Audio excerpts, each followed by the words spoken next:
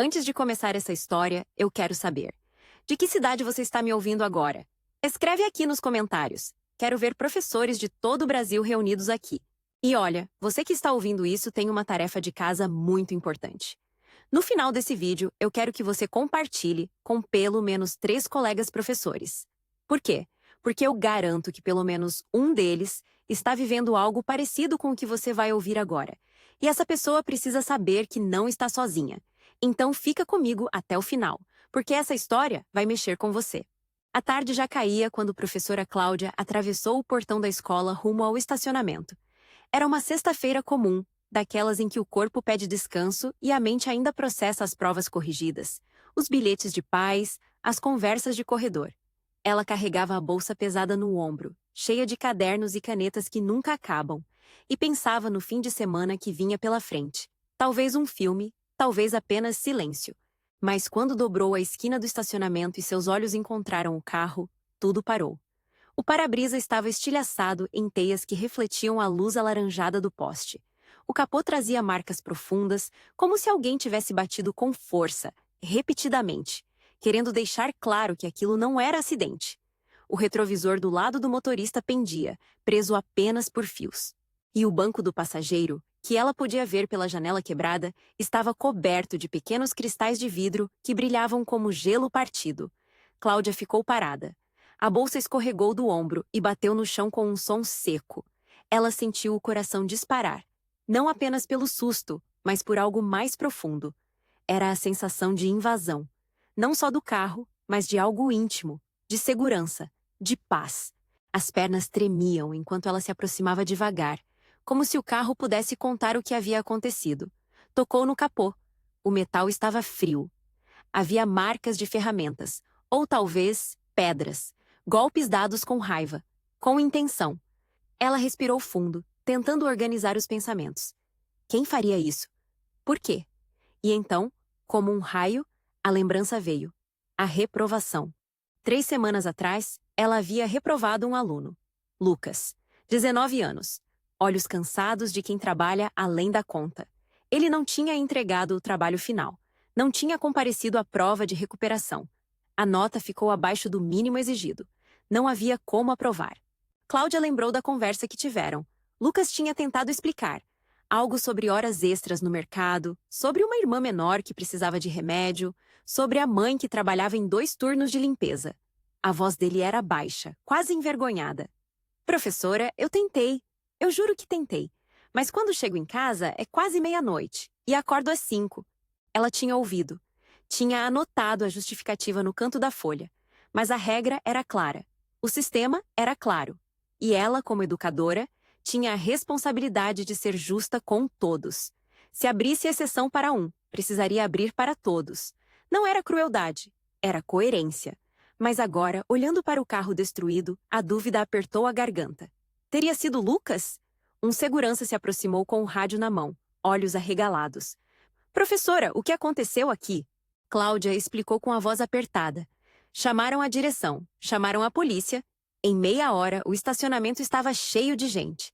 Professores curiosos, alguns alunos que ainda não tinham ido embora, pais que vinham buscar os filhos e paravam para ver. Os boatos começaram imediatamente. Foi aquele menino que ela reprovou, sussurrou alguém. Ela foi muito dura com ele, disse outro. Mas ele tinha que ter entregue o trabalho, né? Rebateu uma terceira voz. Cláudia ouvia tudo aquilo como se estivesse debaixo d'água. As vozes chegavam abafadas, distorcidas. Ela prestou queixa. Respondeu às perguntas do policial. Assinou papéis, mas por dentro, uma tempestade crescia. E se eu tivesse feito diferente?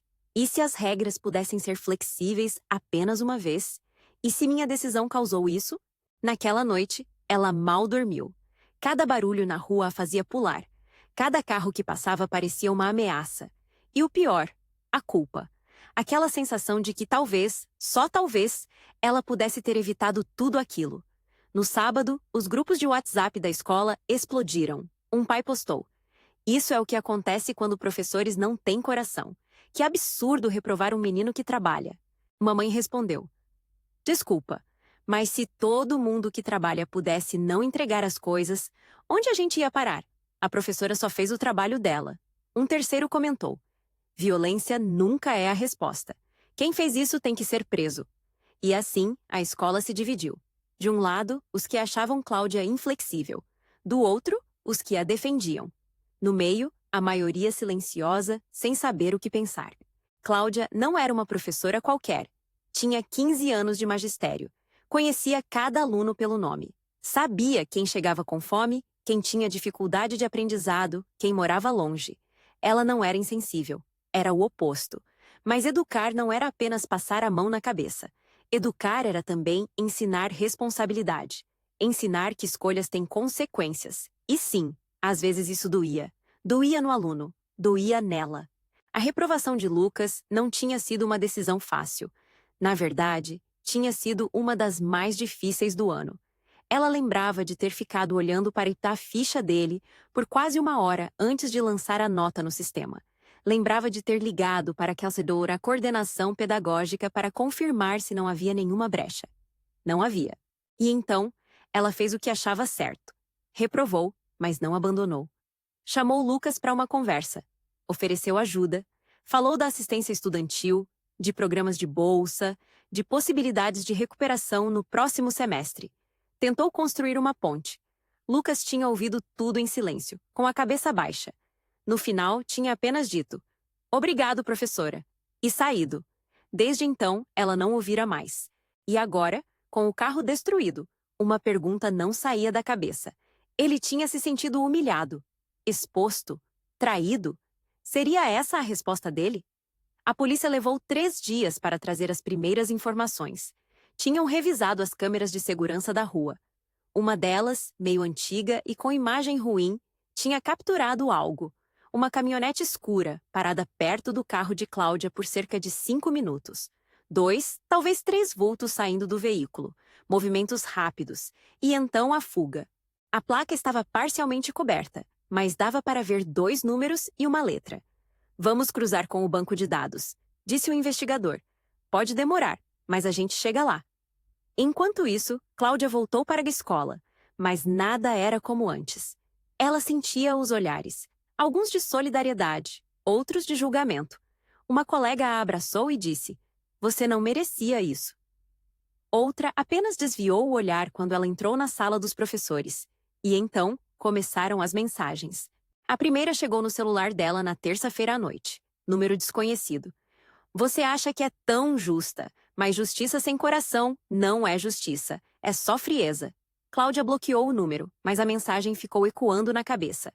Na quarta-feira, outra mensagem. Outro número. "Cuidado com suas escolhas, professora. Elas têm consequências." Ela mostrou para a polícia. Registraram, disseram que estavam investigando. Mas a sensação de estar sendo vigiada não passou. E foi nessa semana que algo mudou. Uma aluna da turma de Lucas procurou Cláudia no intervalo. Garota tímida, de olhos grandes e voz baixa. "Professora, posso falar com a senhora?" "Claro, querida. O que foi?" A menina hesitou, olhou para os lados e então falou rápido, como se tivesse decorado. "Eu sei que não era para falar nada, mas eu fico com peso na consciência. O Lucas não fez nada com seu carro. Ele até chorou quando soube. Disse que jamais faria uma coisa dessas. Mas tem gente dizendo que foi ele. E isso tá deixando ele pior ainda." Cláudia sentiu o coração apertar. "Você sabe quem foi?" "Não sei, mas eu sei que não foi ele." A menina saiu antes que Cláudia pudesse perguntar mais alguma coisa. Foi na sexta-feira, exatamente 1 semana após a descoberta do carro destruído, que a polícia ligou. "Professora Cláudia, identificamos o veículo. Pertence a um homem chamado Manuel Ferreira dos Santos. Ele é pai de aluno da escola. Conhece?" Cláudia parou. Manuel. Sim, ela conhecia. Não pessoalmente, mas de nome. Ele era conhecido por ser complicado. Tinha histórico de discussões no portão da escola, de gritos com professores, de reclamações na secretaria. Sempre achava que os filhos estavam sendo injustiçados. "Vamos intimá-lo para depor. A senhora pode vir até a delegacia amanhã?" Ela foi. Manuel estava lá, sentado numa cadeira de plástico, com 2 amigos ao lado. Era um homem grande, de braços tatuados e olhar duro. Quando viu Cláudia entrar, não desviou os olhos. Apenas a encarou, como se estivesse medindo. O interrogatório foi tenso. Manuel negou tudo no começo. "Meu carro estava em casa. Não sei de nada disso. Mas quando mostraram a imagem da câmera, quando confrontaram os horários, quando um dos amigos dele começou a gaguejar nas respostas, a história começou a desmoronar. No fim, foi um dos amigos que confessou. A gente só queria dar um susto. Não era para ser nada sério. Um susto? Repetiu o delegado. Destruíram o carro da mulher. Ela reprovou o filho do Manuel também, ano passado, o homem disse, baixando a cabeça. E reprovou o Lucas. A gente achou que alguém precisava mostrar para ela que não dá para tratar os alunos assim. Cláudia sentiu as pernas fraquejarem. Não tinha sido Lucas. Nunca tinha sido Lucas. Tinha sido adultos, pais, homens crescidos que acharam que violência era a resposta certa para uma nota baixa. A notícia se espalhou pela cidade em poucas horas. Afinal, cidade pequena é assim. Todo mundo sabe de tudo. A reação foi mista. Algumas pessoas ficaram indignadas com Manuel. Que absurdo, preso é pouco. Outras, surpreendentemente, ainda tentavam justificar. Mas a professora também podia ter dado uma chance a mais, né? Mas houve também um movimento inesperado. Um grupo de mães criou uma vaquinha online para ajudar a consertar o carro de Cláudia. Professores já ganham pouco, já aguentam tanto. A gente não pode deixar ela pagar por isso sozinha. Em 2 dias, arrecadaram quase metade do valor do conserto. Um mecânico da cidade ofereceu desconto. Minha filha foi aluna da professora Cláudia. Ela é boa gente. Vou cobrar só a peça. E então, alguém sugeriu algo maior. Um mutirão. Vamos juntar todo mundo num sábado. A gente conserta o carro junto. Mostra para a professora que a comunidade apoia ela. A ideia pegou fogo. O sábado amanheceu nublado, mas sem chuva. Às 8 da manhã, o pátio da escola já estava cheio. Pais, alunos, ex-alunos, professores, comerciantes do bairro. Todo mundo tinha trazido algo. Ferramentas, lanches, café, boa vontade. Cláudia chegou de Uber, ainda sem acreditar no que via. Tinha gente limpando os vidros quebrados, outros desmontando o retrovisor estragado, um grupo pintando as marcas do capô. "Professora!" gritou uma menina de uns 10 anos correndo até ela. "A gente vai deixar seu carro novo." Cláudia sorriu, mas os olhos encheram de lágrimas. E então ela viu Lucas. Ele estava num canto, com um balde de água e um pano, limpando o banco de trás. Quando percebeu que ela o vira, ficou vermelho, mas não fugiu. Cláudia se aproximou devagar. "Lucas? Professora, eu não fiz nada com seu carro. Eu juro. Quando eu soube, eu fiquei mal, porque eu sei que todo mundo ia pensar que fui eu." "Eu sei", ela disse, e a voz saiu embargada. "A polícia descobriu. Não foi você." Lucas abaixou a cabeça. "Eu fiquei com muita raiva quando reprovei. Fiquei mesmo. Mas eu sabia que a culpa era minha. Eu não entreguei o trabalho. Eu não fiz a prova. A senhora até tentou me ajudar. E eu não aproveitei." Cláudia colocou a mão no ombro dele. "Lucas, eu não reprovei você para te punir. Eu reprovei porque era a consequência. Mas isso não significa que eu desisti de você.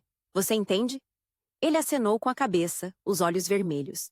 A assistente social da escola entrou em contato com a sua mãe. "A gente conseguiu uma vaga para você num programa de aceleração em outra escola, com horários flexíveis para quem trabalha. E a sua irmã conseguiu vaga numa creche. A sua mãe não vai mais precisar pagar." Lucas levantou os olhos incrédulo. "Sério?" "Sério, mas você precisa aparecer. Precisa tentar de novo. Vai ser difícil, mas eu acredito em você." Ele não conseguiu segurar. Chorou ali mesmo, no meio do pátio, enquanto Cláudia o abraçava e o som das ferramentas ecoava ao redor. O carro ficou pronto no meio da tarde.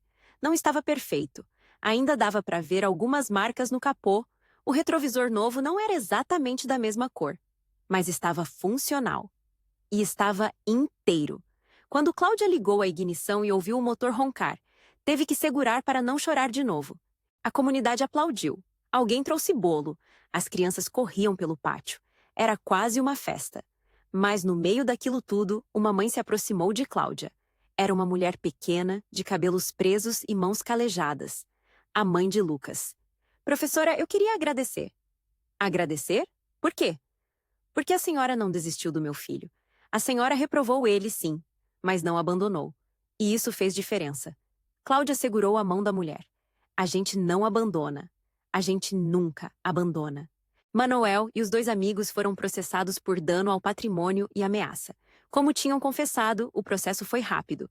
Foram condenados a pagar uma indenização e a prestar serviços comunitários. Parte da indenização foi usada para completar o conserto do carro. O resto, Cláudia doou para um fundo da escola que ajudava alunos em situação de vulnerabilidade.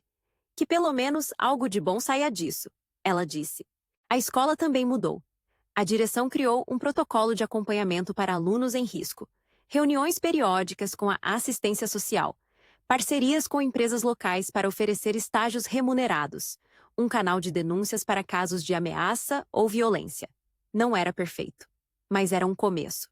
Lucas entrou no programa de aceleração e, pela primeira vez em meses, teve esperança. Nos primeiros dias, ainda era difícil. Acordar cedo, trabalhar, estudar, mas agora ele tinha apoio, tinha estrutura e tinha alguém que acreditava nele. 6 meses depois, ele enviou uma mensagem para Cláudia. Era curta. Professora, passei em todas as matérias. Obrigado por não desistir de mim.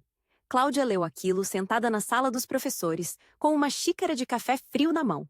E sorriu. Porque é para isso que a gente está aqui. Não é só para ensinar matemática ou português.